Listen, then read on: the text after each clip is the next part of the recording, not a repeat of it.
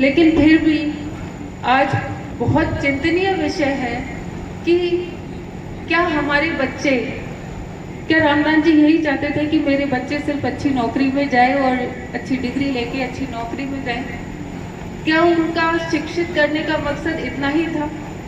आज हमारा या अभिभावकों का कह ले तो एक ही मकसद होता है, कितने नंबर लाया या कितने नंबर लाई, तेरे पड़ोस में जो है उसके तो इतने नंबर आ गए, बिना मतलब का कंपटीशन।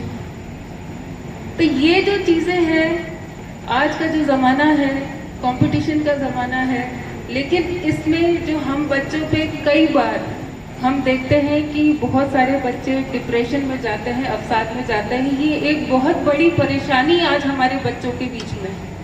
और सबसे बड़ी बात है कि बच्चों को ना समझ आता है, ना अभिभावकों को समझ आ रहा है कि वो बच्चा डिप्रेशन में है, वो अवसाद में है। वो उसकी डायग्नोसिस भी नहीं कर पा रहे हैं कि इस बच्चे को अगर परेशानी है तो वो क्या है, क्योंकि माता पिता बच्चों से बातचीत नहीं कर पा रहे। तो मेरा मानना ये है कि शिक्षा बहुत जरूरी है। कंपटीशन का जमाना, एक समय में मैं यहाँ जयंती में आती थी तो कहते थे अच्छे नंबर लाने चाहिए, अच्छे नंबर लाने चाहिए। फिर आदरणीय मदन कौर जी की मैं भाषण सुनती थी, वो कहते थे कि नहीं, अच्छे नंबर तो लाने ही हैं, लेकिन इंग्लिश का ज्ञान होना चाहिए और आपको कंप्यूटर का ज्ञान होना चाहिए। उसमें भी जब हमारे बच्चे पारंगत हो गए तो फिर ये हो गया कि आदरणीय मदन कौर जी की बात मैं सुनती थी, वो कहते थे इंग्लिश और कंप्यूटर तो ठीक है, लेकिन आपको जो एक्स्ट्रा एक्टिविटीज है, पढ़ाई के अलावा एक्टिविटीज है, उसमें भी आपको आगे आना चाहिए। बच्चे उसमें भी आगे आ गए, लेकिन अभी भी कमी कहाँ है? हम देखते हैं कि आजकल कैसा हमारा समाज में, हमारे परिवार में जो स्थितियां उत्पन्न हो रही है, उसके पीछे बहुत सारे कारण हैं और मुझे लगता है कि हम सबको मिल बैठकर सोचना चाहिए। मैं बच्चों को कहूंगी कि आप पढ़ें, पूरी मेहनत करें और एक लक्ष्य बनाकर पढ़ें, लेकिन मन में कभी भी कमजोरी लाने की जरूरत नहीं है। अगर आप कहीं असफल होते हैं तो निराश होने की जरूरत नहीं है। अगर आप कहीं असफल हुए तो ईश्वर ने निश्चित रूप से आपके लिए कुछ ना कुछ और सोच रखा है। और अगर दिमाग में कोई परेशानी है, कोई समस्या है, कोई दिक्कत है, किसी तरह का आपके ऊपर बोझ है, किसी तरह की आपके अंदर डिप्रेशन का भाव आ रहा है, तो अपने दोस्त से बात करें। और जितने अभिभावकगण बैठे हैं, मैं उनको कहूंगी, अपनी कर्तव्य, अपनी ड्यूटी सिर्फ इतना नहीं है कि बच्चों को स्कूल भेज दिया या हॉस्टल भेज दिया, वो तो ठीक है, सभी के पास आज इतने पैसे हुए हैं वो भेज देते हैं, लेकिन उसके बाद उन बच्चों से रेगुलर बात करना वो बहुत जरूरी है। उन बच्चों के साथ ऐसा रिश्ता कायम करना जरूरी है कि बच्चे के अंदर बिल्कुल झिझक नहीं हो और वो बड़ी से बड़ी परेशानी हो तो आपसे आकर निसंकोच बोल सके कि मेरी ये समस्या है।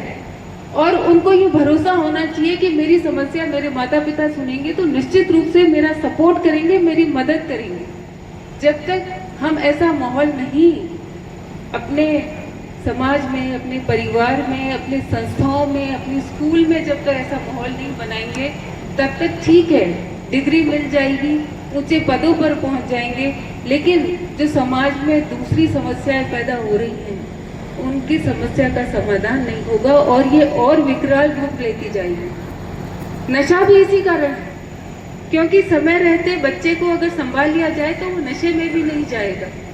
लेकिन होता क्या है, हॉस्टल में है बच्चा, नशा कर रहा है, किसी को पता ही नहीं चला। क्यों? किसी समस्या के कारण नशा कर रहा है या अकेलेपन के कारण कर रहा है, क्या कारण है? तो इन सब पे हमें काम करने की बहुत ज्यादा जरूरत है।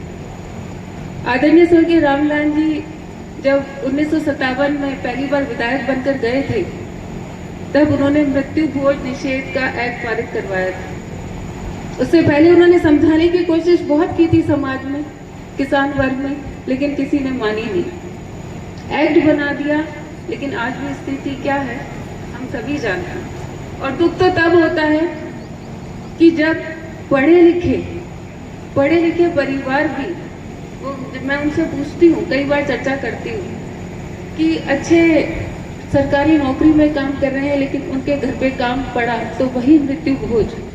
तो मैंने उनको पूछती हूँ कि भाई ये क्या है? तो बोले कि भाई जी कई करा दिया मैंने को। तो ये हमको विचार करना पड़ेगा। हम 142वीं जयंती मना रहे हैं और इस हॉस्टल को 92 साल हो गए।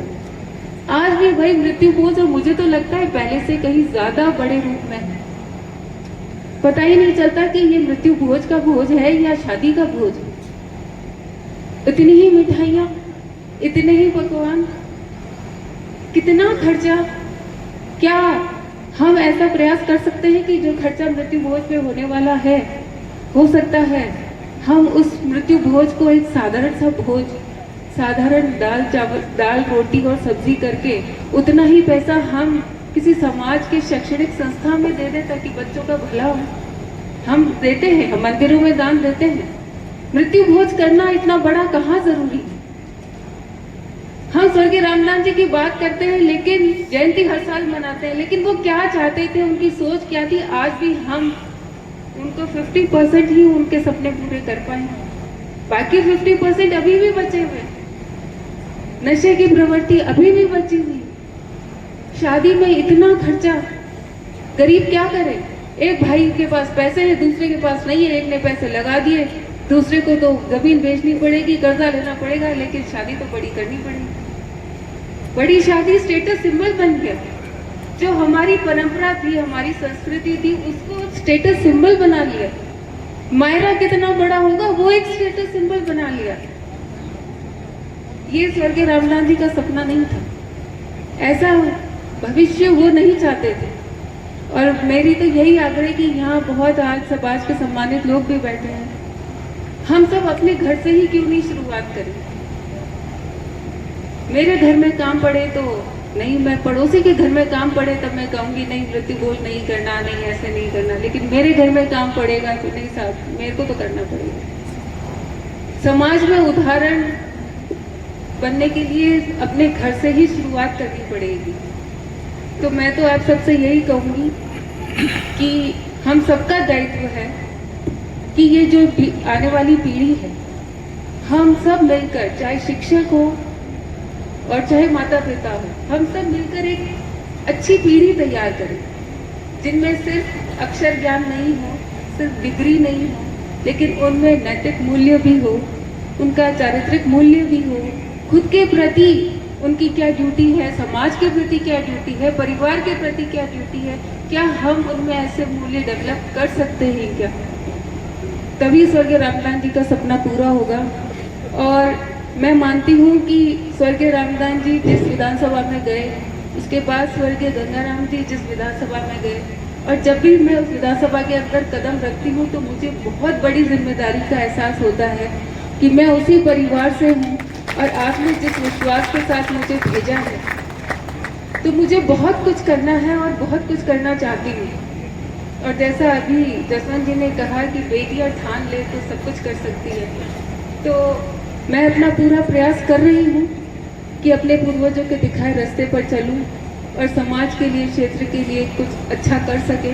यही दिन रात मेरी मेहनत रहती है। और मैं मानती हूँ कि हर बच्चा अगर अपने पूर्वजों को याद करेगा, उसे प्रेरणा लेगा, तो निश्चित रूप से वो भी सही रास्ते पर चलेगा।